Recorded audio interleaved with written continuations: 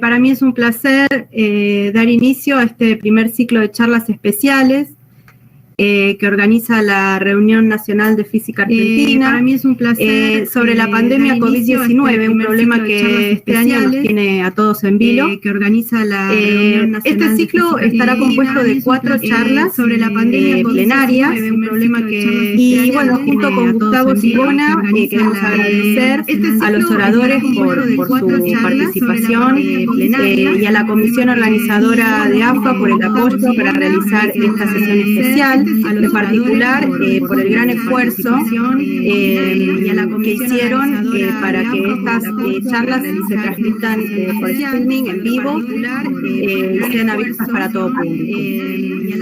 Así que vamos a divulgar ahora en el chat el link para que también ustedes puedan difundirlo. Las próximas charlas serán el jueves, también en el mismo horario. Así que bueno, ahora le doy la palabra a Gustavo, que nos va a presentar a los oradores.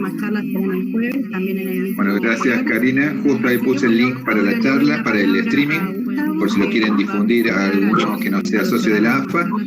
El primer orador va a ser Gabriel Fabricius, él es investigador del INTA, por si lo quieren difundir a la Universidad de La Plata, y también es profesor de la Universidad Nacional de La Plata.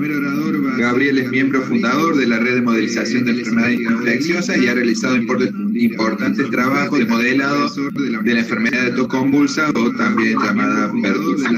Y bueno, este año ha trabajado muchísimo en el modelado de COVID. De la enfermedad de tos convulsa, o también llamada pertussis. Bueno, muchas gracias Gustavo y Karina por la presentación y por la invitación para dar esta charla acá hoy. Bueno, muchas gracias en este momento tan particular, ¿no? Por la presentación y por la invitación. Bueno, yo usualmente suelo hacer una introducción cuando doy una charla así de modelado de enfermedades infecciosas. Bueno, yo usualmente, sobre todo todas las últimas que he dado, el auditorio son inmunólogos, vacunólogos, y entonces es como que trato rápido, antes de que se empiecen a ir, de explicar qué hace un físico.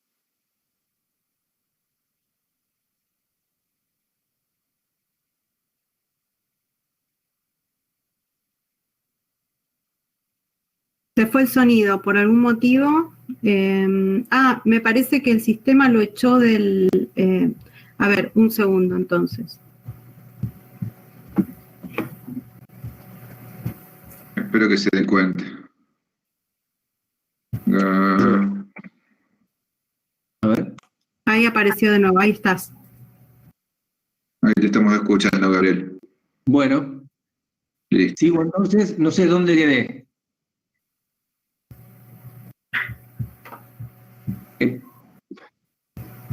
¿Se escucha? Sí. Sí, yo ahora no estoy viendo la presentación.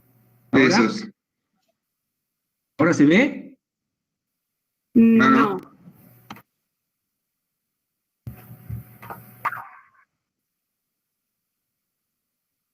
Igual.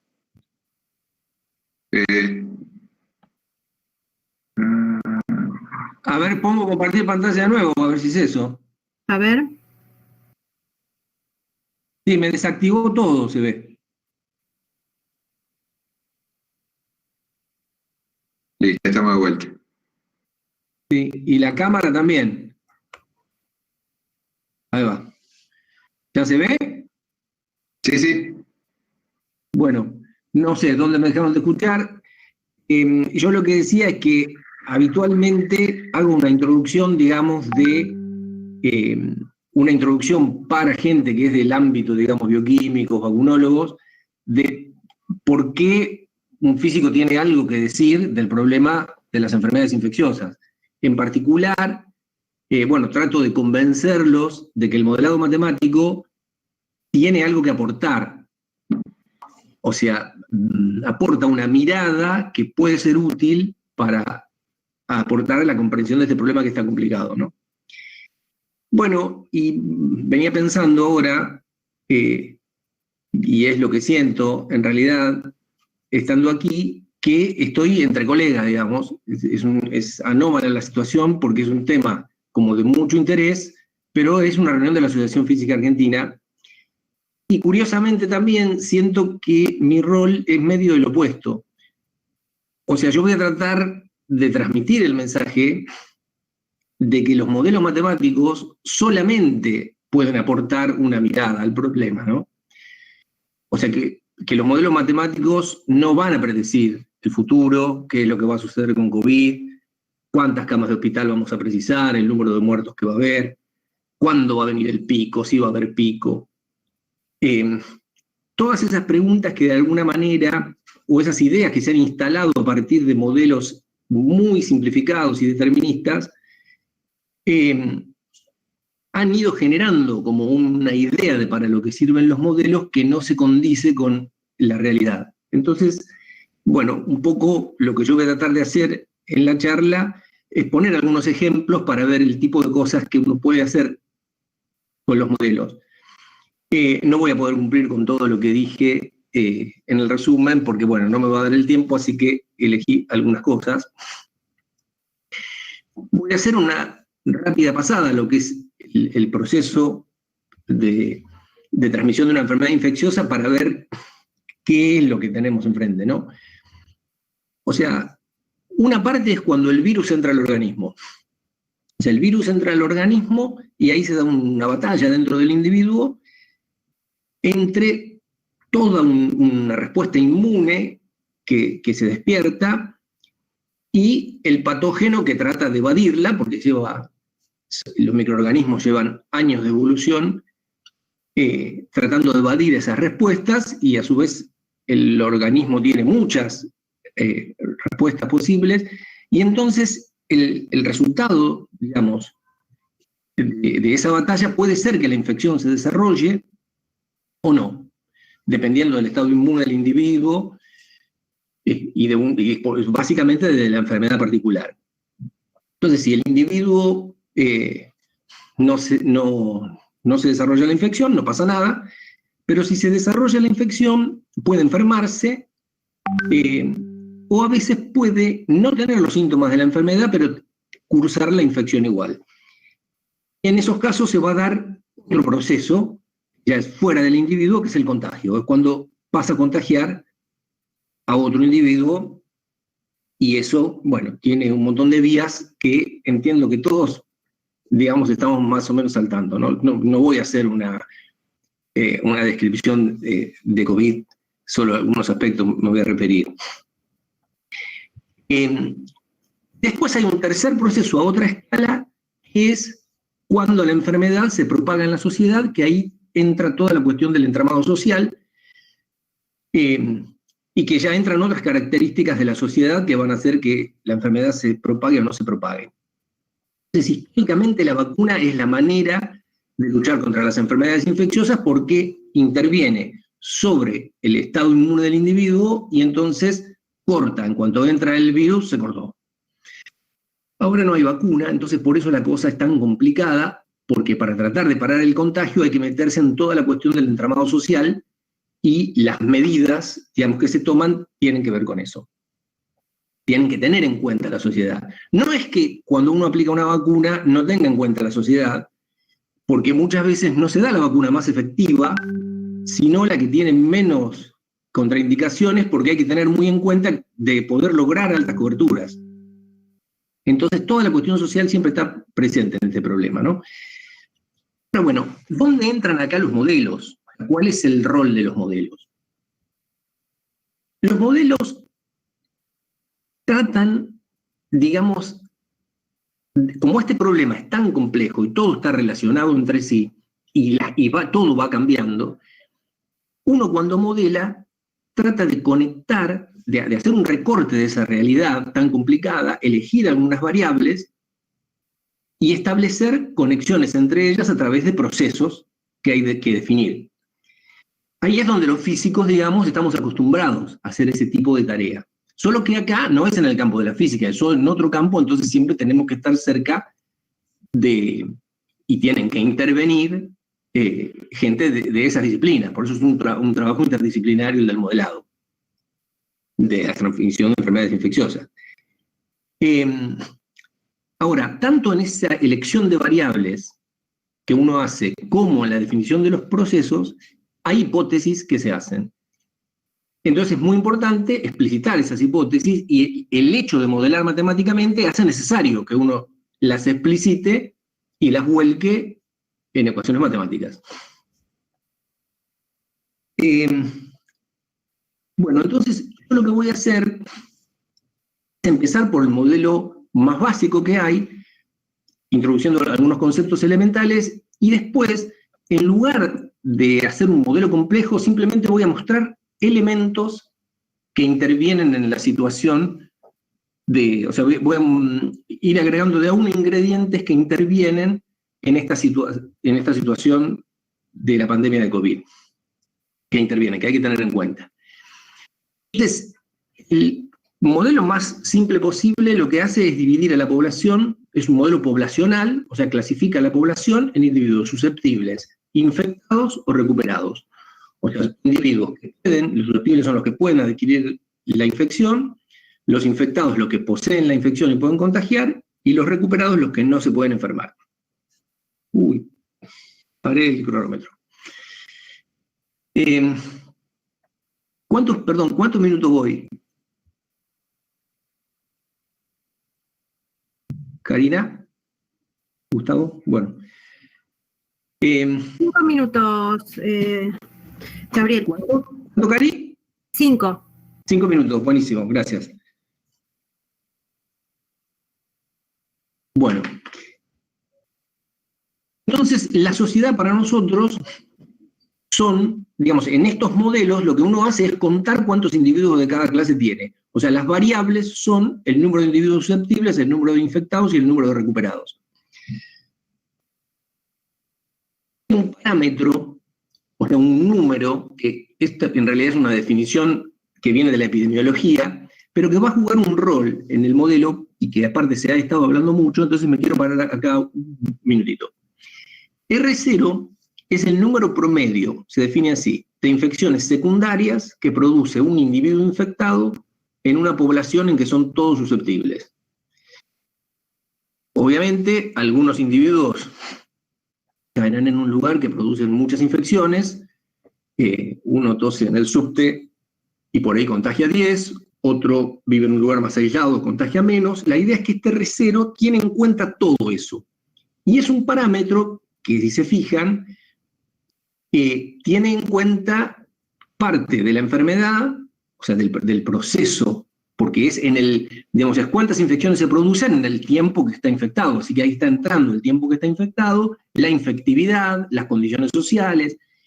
Entonces, este número así definido, obviamente es imposible de computar a través de la definición, pero es una definición que es útil, y ahora vamos a ver cómo entra. Pero el concepto es que, digamos, si este R0 es más grande que 1, y entran, quiere decir que un infectado, mientras le dure la infección, en promedio va a producir a más de otro. Si entraron 10, y el R0, por ejemplo, es 2, cuando termine el periodo infeccioso va a haber 20 infectados.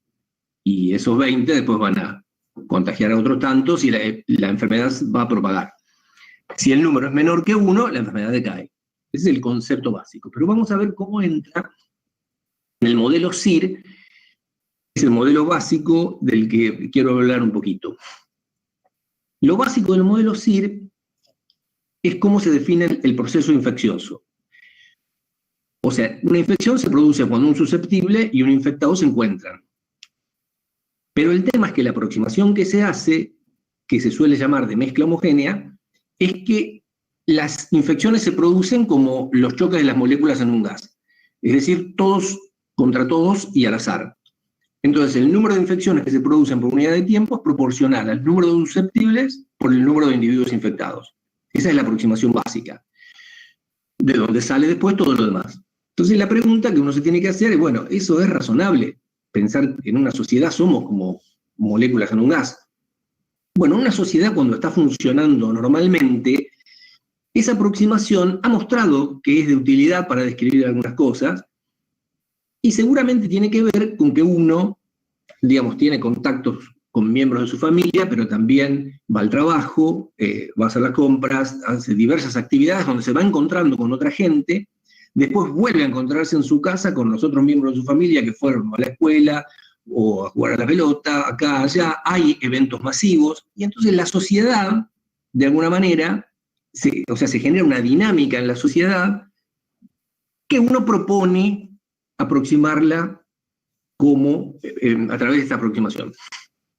Y eso, hay muchos modelos que estudian sobre todo el estado endémico de las enfermedades, que ahí la gente no hay restricciones en cuanto a la movilidad social, y se basan en este modelo básico, donde lo complican porque este modelo es realmente muy básico, pero usan esta aproximación a veces de mezcla homogénea.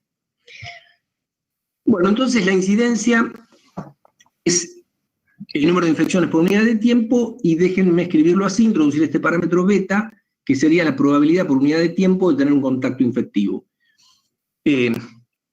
Contacto infectivo es un contacto tal que se produce la infección. O sea, por ejemplo, no darse la mano, en este caso, sería darse la mano y llevarse la nariz.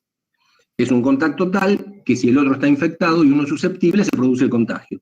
Entonces, por eso cuando yo multiplico esta probabilidad por esto que sería la probabilidad de que el contactado esté infectado, me da el contagio. Si lo multiplico por la cantidad de susceptibles que hay, este es el número de infecciones que se producen por unidad de tiempo.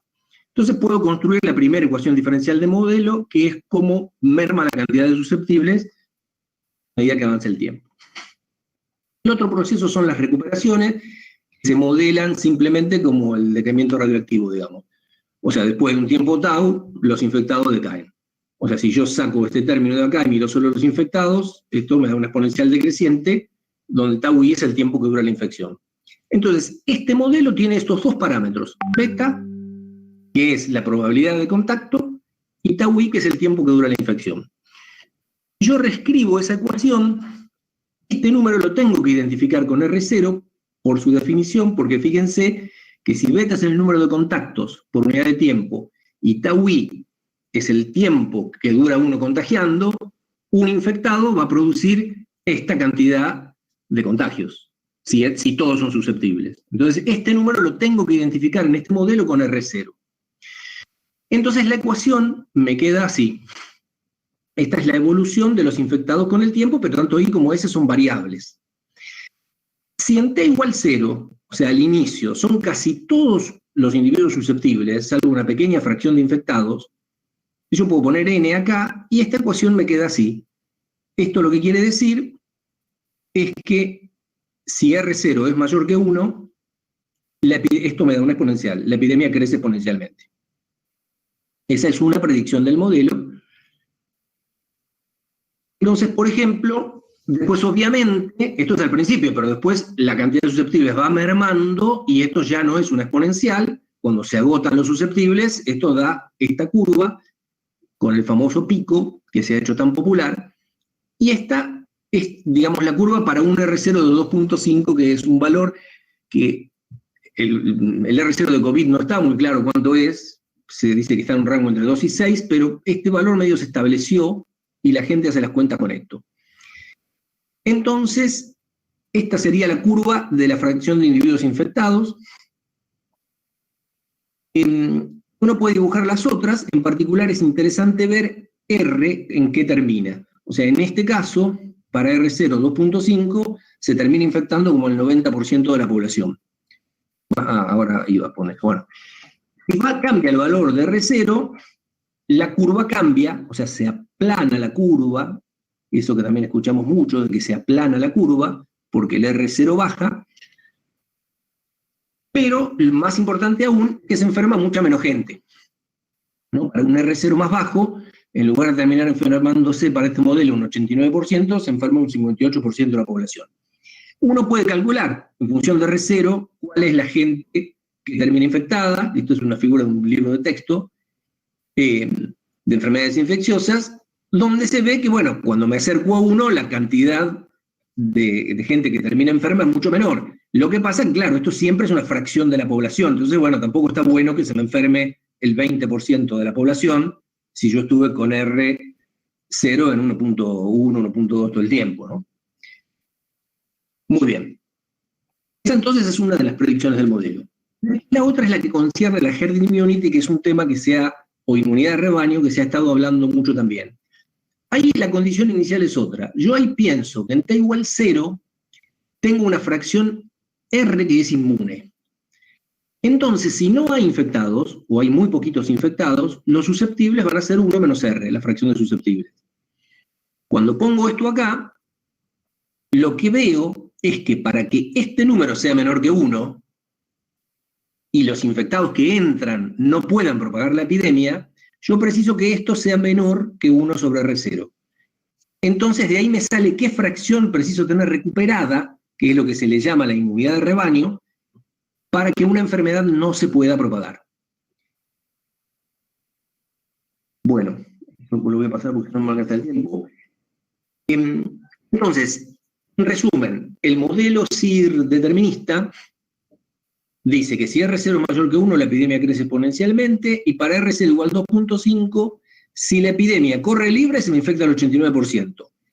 Ahora, si yo por las razones que sean, llegué a tener un 60% de la población inmune, ya sea que vacuné a la gente o que se enfermó sola, lo que sea, nuevos infectados que ingresan no van a detonar una epidemia. ¿Sí? O sea, estos son dos números diferentes. Bueno, esto se puede escribir así,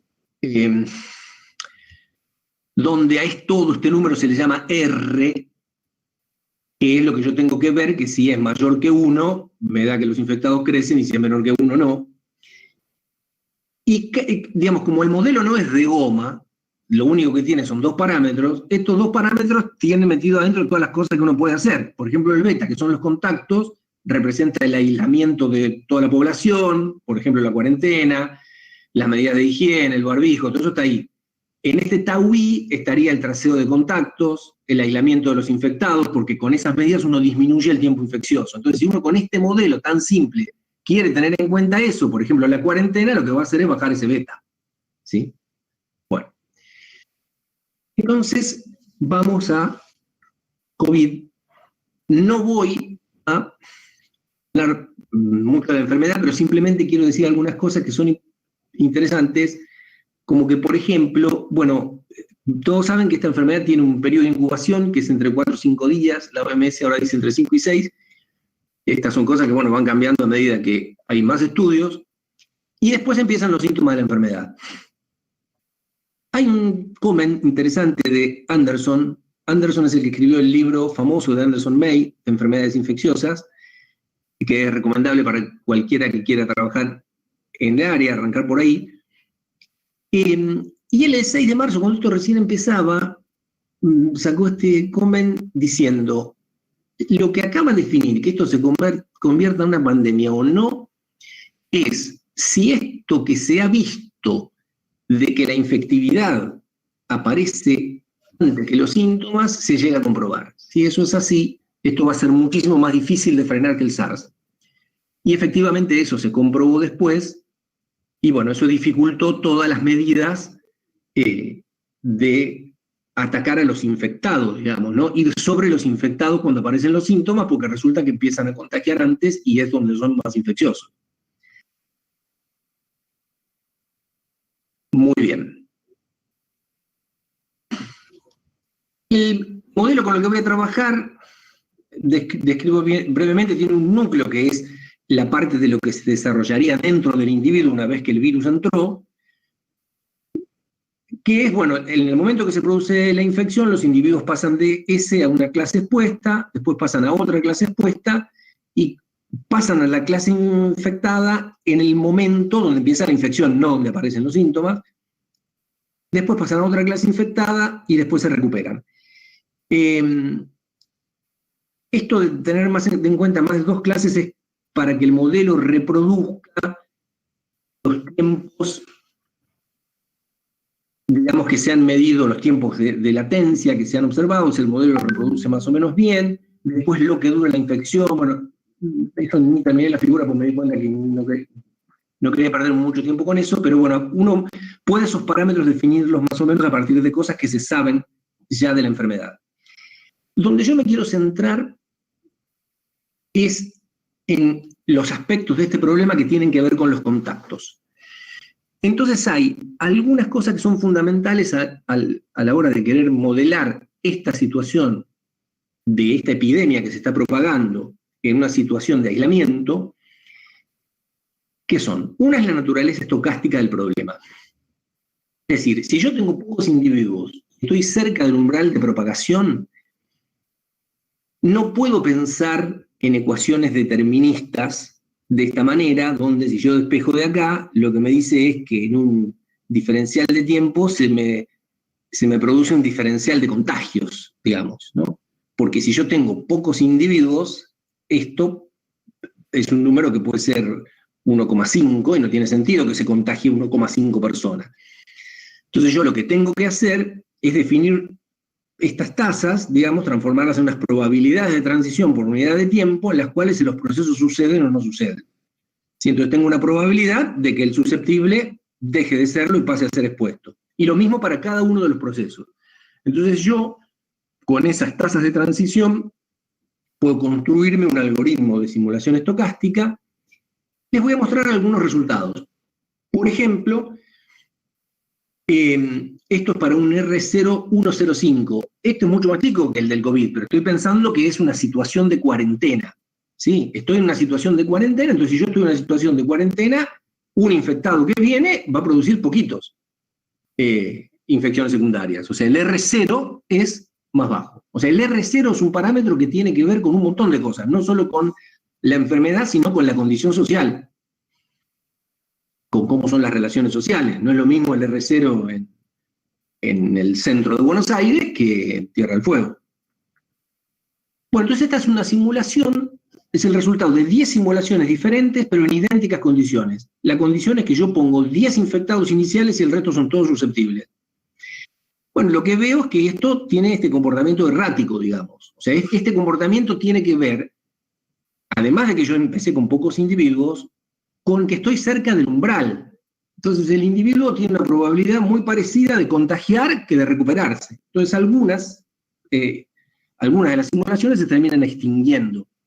Y otras evolucionan, pero evolucionan de una manera errática.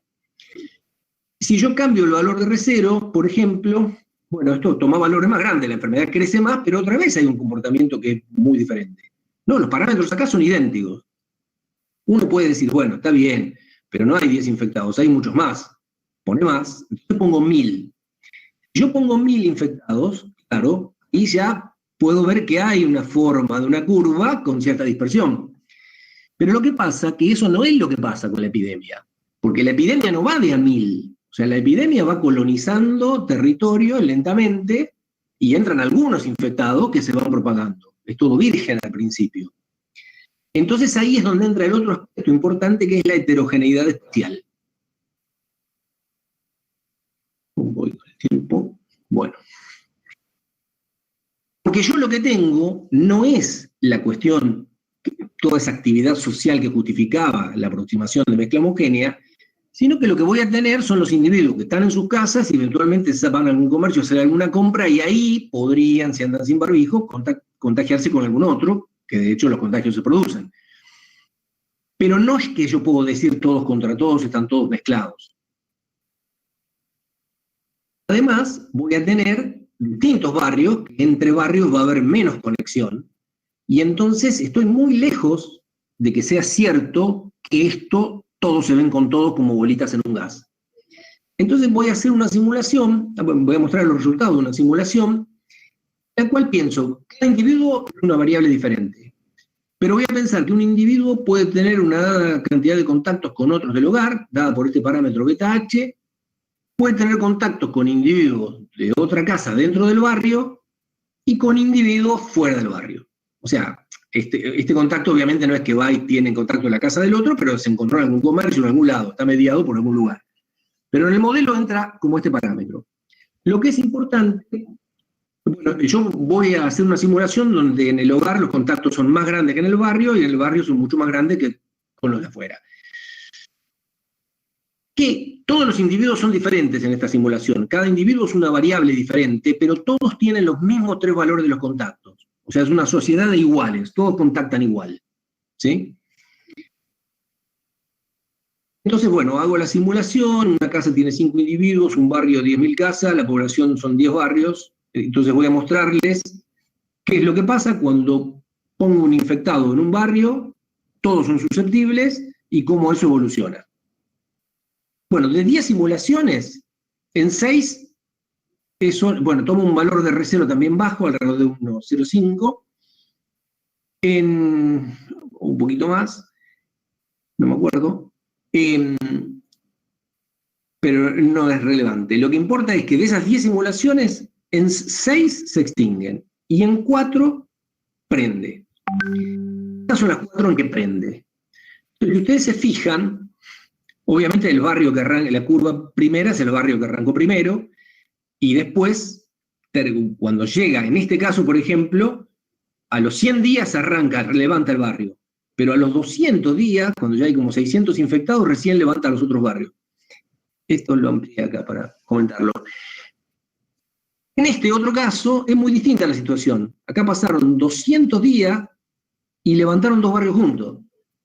O sea, esto tiene una consecuencia, por ejemplo, epidemiológica, que podría ser, si estos son barrios, digamos, de una ciudad, un conglomerado urbano de 500.000 habitantes, uno podría decir, bueno, claro, acá en un barrio yo detecto que hay muchos casos, las autoridades se ponen en alerta y se puede evitar, a partir de esto, que pase esto otro. Pero sin embargo acá no, porque acá parecía que estaba todo tranquilo y acá aparecieron 2 barrios juntos y ya enseguida se levantaron todos los demás. Pero el tema es que son los mismos parámetros, son 2 simulaciones distintas de los mismos parámetros. Yo no puedo decir que acá uno hizo las cosas mejor que el otro. No, entonces, bueno, esto pasó. Miremos los datos de lo que está pasando en Tucumán. Acá abajo puse, estas son las cosas que publica Google de la movilidad, ¿no? O sea, que se fija a ver cuántos celulares hay en lugares de trabajo, en estaciones de transporte, en supermercados, etc. Y el 0 es cuando no había cuarentena, digamos, una situación normal. Entonces lo que se ve, esto para Tucumán, que cuando arrancó la cuarentena el día 20 más o menos, esto bajó violentamente. Pero la cuarentena prácticamente enseguida empezó a relajarse, estos son los supermercados y los lugares de trabajo, y la primera semana de junio ya estaba casi en condiciones normales, el trabajo y los supermercados. Después lo otro siguió aumentando un poco. Entonces uno podría decir, bueno, a partir de junio ya estaban las condiciones, ¿no? ¿Qué pasó? Y bueno, capaz que no vino ningún infectado hasta acá, podría pensar uno, ¿no? Sin embargo, si uno mira con detalle los datos de Tucumán, estos son los casos comunitarios, estos son los casos con vínculo, estos son datos de ayer. Lo que pasa es que los estoy planteando en función de la fecha de inicio de síntomas, entonces no le puedo creer a esta parte de la curva, porque digamos los que se reportaron el 20 de septiembre, los síntomas, bueno, le empezaron antes, de una manera variable. Entonces hay que creerle a la curva a partir de acá, hasta la primera semana de septiembre. Bueno, entonces como decía, estos son los comunitarios, estos son los casos contacto estrecho, pero acá todo el tiempo hubo casos que vinieron de afuera que bombardearon. No se ve porque por la escala, pero si lo pongo en escala logarítmica sí se ve, y entonces los rojos y los rositas son importados internacionales y nacionales, que ping, ping, ping, vinieron y cada tanto hay algún comunitario por acá que prendió. O sea, si hay un comunitario es un caso que no se sabe de dónde se contagió. Eso quiere decir que seguramente hay otros que uno no detectó que andan dando vueltas por ahí, o asintomáticos también. O sea, todo por acá hubo pequeños brotecitos que no prendieron. Y en un momento prendió. O sea, no hay necesariamente, sobre todo que todo el tiempo hubo bombardeo de infectados. Entonces, en un momento se desató. Y son múltiples las razones por las cuales se pudo haber desatado, y capaz que si uno va e indaga, las encuentra, y también porque interviene el azar. Digo, estas son, bueno, son distintas provincias que elegí como para ver el distinto comportamiento que tienen. Entonces acá es donde uno tiene que parar un segundo y decir, ¿no?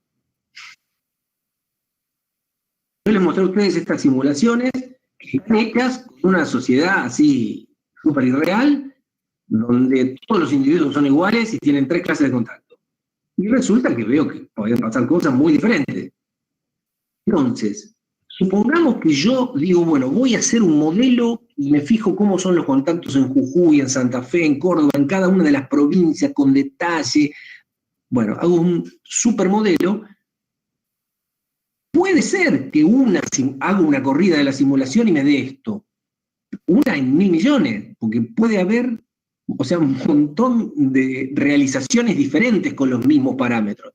Entonces, eso es lo que hace ver es que en estas condiciones de una epidemia que se está empezando a propagar, no tienen carácter predictivo los modelos, no pueden tenerlo, ¿no? Es decir, esta es la Argentina. Cuando uno después, sabiendo que está todo eso detrás, uno no puede estar ignorando que está todo esto detrás, venir y ajustarle a esto un CIR determinista, después de ahí decir, y esto va para tal lado, vamos a aprovechar tantas camas de hospital, en fin. Bueno, estoy en... Bueno, bastante bien esto me parece. Voy a otro aspecto ahora del problema. O sea, recién entonces toqué 2 temas que son la estocasticidad, no sé si voy muy rápido y si me siguen, el problema de estos cibernéticos es que... Bueno, toqué el tema de lo estocástico, de la heterogeneidad espacial, y ahora quiero ver el tema de la heterogeneidad de los contactos. O sea, para tener en cuenta los efectos de A1, no voy a pensar en una sociedad heterogénea en este sentido, sino que voy a pensar que todos se ven con todos, ¿sí? Pero a diferencia de acá, que todos los individuos eran iguales, acá no somos todos iguales. Cada individuo tiene asociado una tasa de contacto beta I, ¿sí? Algunos son más sociables que otros, o en situación de cuarentena, algunos nos cuidamos más que otros. Algunos damos con barbijo, otros no. Algunos lavamos la mano cada rato, otros no. Entonces voy a pensar que los contactos son distintos para cada individuo, a ver cuál es la consecuencia de esa hipótesis. Bueno, la probabilidad de contacto entonces entre 2 individuos va a ser proporcional al número de contactos de cada individuo. Esto adecuadamente normalizado, ¿por qué? Porque uno que es muy sociable y tiene más chance de encontrarse con otro que también es muy sociable que uno que vive encerrado en su casa, en general. Voy a hacer esa hipótesis. Voy a asumir que la distribución de contactos es exponencial. ¿Por qué? Fue la primera que se me ocurrió. Pero tiene un sentido porque, digamos, esto acá no estoy incluyendo los superpropagadores. ¿Sí? Los superpropagadores, que son esos que contagian un montón de gente, esto tiene que tener una cola muy larga. Entonces, la exponencial es una curva que está definida por un único parámetro, beta 0, y tiene en cuenta que algunos tienen pocos contactos y otros pocos tienen más, ¿sí? Y hay unos que tienen un contacto medio. Digamos, es decir, la hipótesis de mezcla homogénea es que todos tienen el mismo número de contactos beta 0. Acá vamos a pensar que no. Obviamente, capaz que no es así. ¿Cuál es el efecto de pensar? O sea, capaz que no es esta la distribución, pero ¿cuál es el efecto de pensar? No son todos iguales. Eso es lo que vamos a explorar. Entonces, bueno, le doy un valor a beta 0 que me da unos valores razonables para el crecimiento de la epidemia. Lo que voy a hacer es estudiar este fenómeno. Quiero ver, porque digamos, la idea que está detrás de qué es lo que quiero explorar acá. La idea es, digamos, si no se contagian todos igual y tienen más probabilidad de contagiarse los que tienen más contactos, el sistema va a ir cambiando con el tiempo. O sea, los que tienen más contactos se van a ir contagiando más y la sociedad me va a ir quedando con los que tienen menos contactos, asumiendo que los que ya se contagiaron después no se vuelven a enfermar, ¿no? Que estamos con esas hipótesis hasta acá. Es decir, cuando llegaban a recuperados quedan ahí. El tema de la pérdida de la inmunidad no lo metí. Tal vez lo debía haber dicho. Bueno, entonces voy a hacer esto. Yo arranco con un beta 0, dejo que la epidemia corra libre 20 días, Y después de 20 días reduzco los contactos en un 70%, que es lo que calculé que preciso para que la enfermedad se mantenga en equilibrio, para que el R sea 1, digamos. Entonces, cuando pongo los contactos ahí, la curva baja, y cuando llego acá, relajo un poquito la cuarentena. Sin embargo, sigue bajando, pero después pega un piquito. O sea, ahí se ve que encontró algunos otros contactos. Relaja y ahí, subo de nuevo los contactos, y esto sigue yendo, y nada, y se termina apagando, ¿no?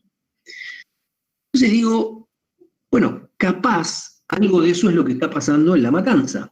En La Matanza hay varios partidos del conurbano que, si uno mira estos indicadores de Google y también lo que uno percibe, es que nada, digamos, se están ocupando, digamos, la movilidad de la gente está aumentando, ¿no es cierto? Está haciendo caso omiso digamos, al consejo de conservar el aislamiento, de no salir de más.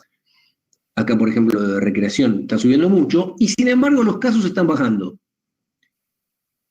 Hay múltiples razones por las cuales esto puede suceder. Puede ser que la gente simplemente se acostumbró a ponerse el barbijo y se está cuidando más, ojalá, y que también en los centros de salud están con las cosas mejor y todo está funcionando bien, y por eso esto baja. Puede ser. Pero también podría ser esta cuestión de que la gente que estaba más expuesta, que tenía más movilidad, más sociabilidad, se fue contagiando. Bueno, entonces, miremos con más profundidad el problema. Voy a repetir el mismo protocolo ahora que hice, pero para 3 simulaciones diferentes. Y me da esto. Lo hice para 10 simulaciones, pero elegí las 3 en que me da bien, en que me da lo que quiero, que son estas 3. Pasan cosas distintas, pero en todas más o menos se controla la epidemia. Bueno, las otras 7 me dio esto. Idénticos parámetros, idéntico problema, todo igual, pero el juego del azar se jugó diferente. Entonces, por ejemplo, esta curva, la curva azul la dejé, esta es la azul de acá, ¿no? La dejé para comparar. La curva negra, hubo mucho menos contagios al principio, entonces yo relajé, siguieron, se ve que ahí había algunos, o sea, no es que no había individuos con muchos contactos, había, porque acá detonó el pico, ¿sí? Pero no se encontraron con el virus. En este modelo súper simplificado que estoy teniendo en cuenta, ¿no? Y entonces acá se produce un flor de pico. Bueno, la curva roja también es como que responde bien al primer relajamiento, responde bien al segundo relajamiento, parece que está todo bien, y acá cuando relajo de nuevo, flor de pico. ¿Qué quiero decir? Voy para acá, voy para el otro lado, voy para el otro lado. Cuando miro entonces esto, ¿qué conclusión puedo sacar? No puedo sacar la conclusión acá de decir, bueno, sigamos relajando, muchachos, la curva baja, esto ya pasó. Y no, puede ser que sí, puede ser que no. Es más, puede ser que yo deje todo tal cual está y simplemente la enfermedad llega a un lugar donde hay mucho movimiento, muchos contagios, otra manera de conectarse la gente y se levanta un pico bárbaro. ¿Sí?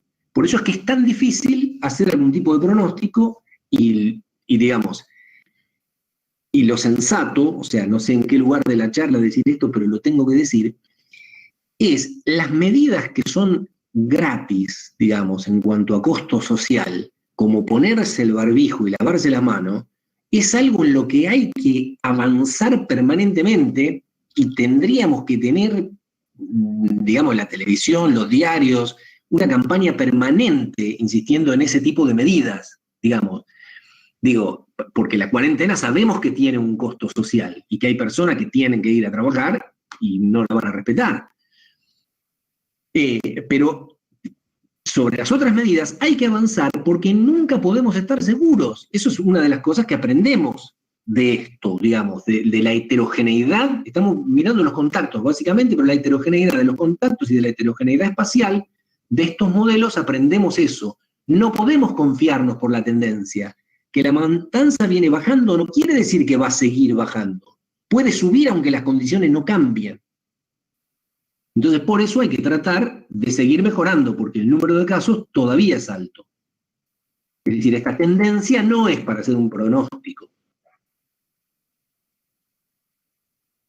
Bueno, entonces, lo que ahora quería hacer era repasar un poquito el paradigma de mezcla homogénea y contactos al azar, cómo compara con este otro paradigma de también tengo, digamos, contactos, digamos, la gente está toda mezclada, pero no igual. Es decir, tengo en cuenta una distribución exponencial de contactos. Bueno, puse esta curva primero para ver que el modelo este del libro y el modelo que yo estoy usando epidemiológico tiene el mismo comportamiento. O sea que lo básico que define esta curva es lo de mezcla homogénea, ¿no? No el modelo epidemiológico. Esta curva era la fracción de la población que es alcanzada. Bueno. Gabriel, estás en tiempo. Estoy en tiempo. Bueno, gracias.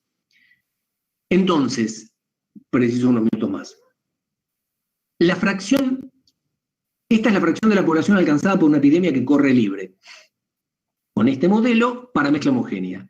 Si uso que la distribución de contactos es exponencial, pasa esto. O sea, cambia el paradigma, digamos. O sea, se me termina enfermando menos gente, por esto de que se quemaron los contactos al principio, y la epidemia arranca para R0 menor que 1. O sea, lo de R0 mayor que 1 puede ser, vale para mezcla homogénea, acá no vale. Sí, lo cual es razonable, porque si yo tengo, supónganse, 0,8 al R0, entonces, eso quiere decir que si entraron 20 infectados, 10 infectados para hacerlo más fácil, en promedio van a contagiar a 8. Lo que pasa es que esos 8 no son 8 cualquiera, tienen más chances de ser 8 de los más contagiadores. Entonces en la segunda camada contagian a más, y con un R0 menor que 1, la epidemia puede levantar. Lo más interesante que se obtiene, voy a eso ya que tengo poco tiempo, es el tema de la herd immunity. Porque la inmunidad de rebaño con este modelo, por esto que fuimos viendo, que yo iba relajando y se me contagiaban los más, tenían más chances de contagiarse los que tenían más contactos, cuando yo alcanzo por infección un 35% de inmunidad, es suficiente para que, si me quedo sin infectados, si entran infectados, no se propague la enfermedad. Mientras que si fuera vía vacunación, yo precisaría llegar a un 70%. ¿Por qué? Digo, si fuera por vía vacunación al azar, es decir, vacuno a todo el mundo. No le pregunto, ¿vos sos muy sociable? No, vacuno a todo el mundo. Claro. Este resultado, bueno, ahora voy después con eso, porque me falta un punto que es, tengo poco tiempo, me falta más de un punto. Digo, esto es pensando, o sea, este modelo no es que yo de acá estoy diciendo, no, los contactos no es el objetivo, no, mezcla homogénea no, los contactos son exponenciales, la herd immunity no es el 60, es el 35 o el 70, no, esto es simplemente para ver cuán sensible es el número que están dando en los diarios como si fuera una verdad revelada del 60% de la herd immunity, cuán sensible es a una aproximación como esta. Cambia totalmente y además es distinto para la infección que para la vacunación. Nada más que eso miro con esto. Vaya a saber cuál es la mejor distribución. Pero además hay otro asunto que tiene que ver con la inmunidad, que es la parte biológica del problema, de la cual voy a ir a escuchar la charla del jueves, que no me acuerdo el nombre, que va a hablar de esta cuestión de la inmunidad. Toco de oído yo en esto, no soy un experto en inmunidad, pero, digamos, se sabe, o sea, la evidencia que hay es que de los distintos mecanismos del sistema inmune, no todos tienen la misma efectividad para el virus, pareciera que algunos dejan inmunidad, no está claro cuánto dura esa inmunidad. También hay indicios que otros coronavirus, más parecidos a los resfríos comunes, algunos individuos que tuvieron esas enfermedades tienen inmunidad para esto. Otros individuos que estuvieron expuestos en pequeñas cantidades al SARS-CoV-2, algunos de esos individuos parece que después no la desarrollan, Entonces, todo el tema de la inmunidad son más las preguntas que hay que las respuestas. Entonces, ante la pregunta, ¿cuánto vale la inmunidad de rebaño? Digo, la única respuesta posible es, no se sabe cuánto vale la inmunidad de rebaño. No sabemos, es una incógnita. Está bueno saber, y eso puede aportar el modelado, de que depende. O sea, bueno, si considero que los contactos son así, los contactos son así, va a ir en esta dirección. Pero no sabemos cómo son los contactos, y no sabemos nada o muy poco de todo esto, y se tendrá que ir aclarando el panorama. Esto lo que quería decir. De acá también puedo aprender que la vacunación no la voy a tener que hacer al azar cuando esté la vacuna, sino que la voy a tener que dirigir a las personas que pienso que tienen más contactos, ¿no? El personal, además del grupo de riesgo que quiero proteger, a la gente, por ejemplo, el personal de salud, la gente que está con atención al público, etc. No, entonces ya termino las cosas de las que no hablé y prometí, que eran el estudio del inicio de la epidemia en el AMBA y la obtención de parámetros con el objetivo de obtener parámetros de transmisibilidad local. Eso para mí es importante para después poder ponerlos en el modelo y hacer análisis de estrategias vacunales contra COVID. Decidí no hablar de esto porque, bueno, todo el tema que tiene que ver con los datos y cómo compara uno su modelo con los datos, bueno, me iba a llevar muchísimo tiempo. En esto último está Santiago Zarratea, que es un becario doctoral, que su plan de trabajo era estudiar el riesgo de sarampión, pero el sarampión se fue con la cuarentena de COVID, entonces estamos estudiando el COVID con él. Bueno, yo soy un miembro de la red de modelización de enfermedades infecciosas, que tiene nodos en Bariloche, Buenos Aires, Córdoba, La Plata, Salta y Tandil, y muy recientemente nos incorporamos a la RITS, que es la Red de Investigación Translacional en Salud del CONICET, y vamos a ir subiendo ahí las producciones que hemos ido haciendo respecto a COVID, así que búsquenlo, los que les interese y estén atentos en la página.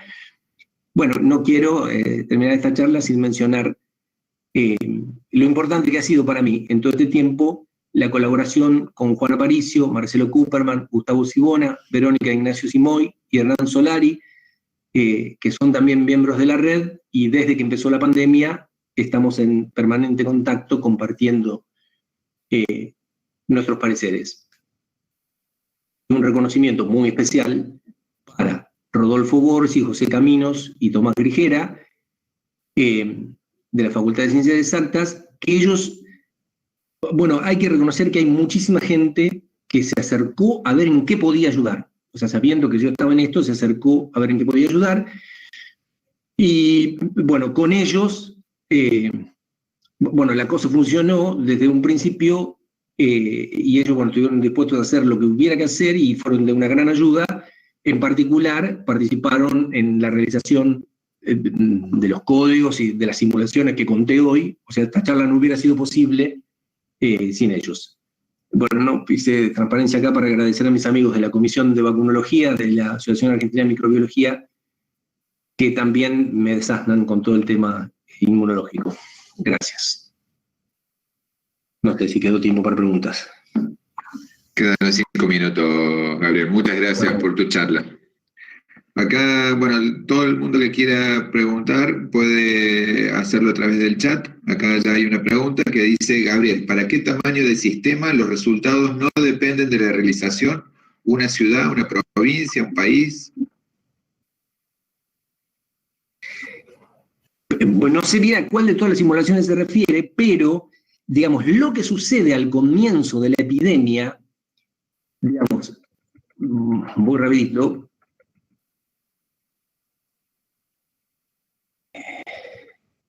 el tamaño acá, o sea, todo lo que refiere el inicio de la epidemia, no importa si la ciudad es de, en este caso era de 500.000 habitantes, era de 10 millones, de 500.000 iba a ser igual. El tamaño entra a influir cuando la curva se empiezan a doblar, digamos, porque ahí es que se te agotaron los susceptibles. O sea, si vos hubieras tenido un tamaño más grande, esto seguía, digamos, seguía creciendo. No sé si ahí apuntaba la pregunta, o no sé si iba por ahí. Creo que la pregunta va dirigida a en qué tamaño del sistema el ruido estocástico es lo suficientemente chico como para que no no influye. Bueno, eso típicamente va como una raíz de n, ¿no? Por ejemplo, acá es 1000, bueno, lo que pasa es que el punto es lo cualitativo. Digamos, acá vos podés decir que ves una tendencia clara. El problema es que acá no. Digamos, acá no sabés, sube, baja. Eso también tiene que ver con no tiene que ver solo con el tamaño, sino con lo cerca que estás del umbral de propagación. Que ese es el problema de la cuarentena. Como vos estás muy cerca del umbral, es muy parecida la probabilidad de contagiar o de recuperarte. Entonces es algo que va y que viene. En particular, en el umbral de propagación, las fluctuaciones, digamos, son enormes. O sea, van como ley de potencia y entonces, bueno, siempre de alguna manera las ves. Pero insisto, el problema que tenemos acá es que no tenés la mezcla homogénea. Entonces, digo acá, en el caso de las provincias, acá empezó recién. En base a qué lo mido, digamos, acá empezó recién la epidemia. Entonces acá tengo muy poquitos, eso es súper importante, las fluctuaciones, ¿no? Y aún dentro de la misma provincia no está homogéneo. Entonces pasó acá, o sea, eso lo hemos visto acá, digamos. Cuando entró en Villa 31, ahí se disparó. Entonces, ¿cómo medís cuando tenés heterogeneidad el N para hablar de las fluctuaciones? ¿Tengo que medir el N de todo el conurbano o el N de cada barrio? O sea, el N de donde todavía no entró la epidemia es 0. ¿Sí? Ese es el problema. Bueno, ahí te preguntan si R es mayor que 2, no hay tanta fluctuación entonces. Si R es mayor que 2, nunca fue mayor que 2, R, ¿no es cierto? O sea, siempre estamos con unos R's muy cercanos al umbral. ¿No es cierto? Siempre estamos en 1.1, 1.05.